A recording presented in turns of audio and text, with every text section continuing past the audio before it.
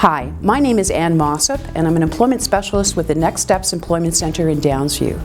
And what we're going to talk about today is we're going to take a look at when you're preparing your resume, exactly how do we target it, what things do we have to keep in mind, and we have to put ourselves into the employer's shoes to really understand the employer's perspective. First of all, the one thing that's most important to an employer is they're looking for people who are a good fit. And in this particular instance, fit not only relates to the skills that you bring to the table, but it also relates to your personality. Something that really didn't seem to be taken into consideration in the past is now a critical point and a critical issue when employers are hiring people. The second thing that we need to remember, and what we have to try to communicate to an employer in all of our dealings, whether it's our resume, cover letter, or interview skills, is giving an employer an example of things that we've done.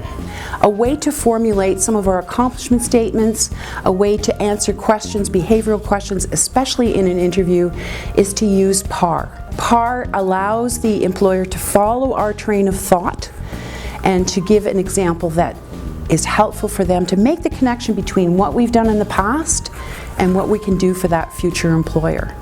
So let me give you an example. A very popular style of interviewing questions these days are behavioral questions. What we can do is now we can use PAR to explain and answer that question. Example, tell me about a time in the past when you had a conflict with an employer. How did you deal with it?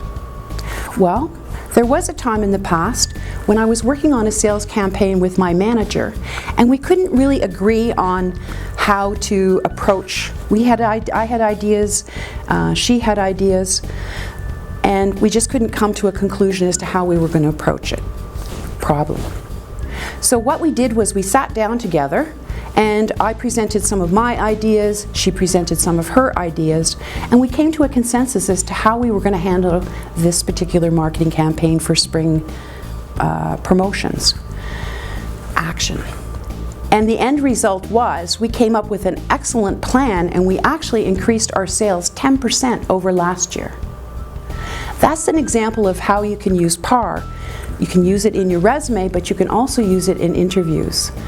Then the person on the other side of the desk can see the connection between what you've done in the past and what you can do for them. So what we've talked about today is how we need to communicate with an employer, some tips and techniques as to how we can do that, and again, just to raise your awareness to the fact that you don't need to work in isolation. Getting some feedback from the Next Steps Employment Centre is a great next step for you to get, so you can ensure that you're doing all the right things that are going to end up with you achieving employment success.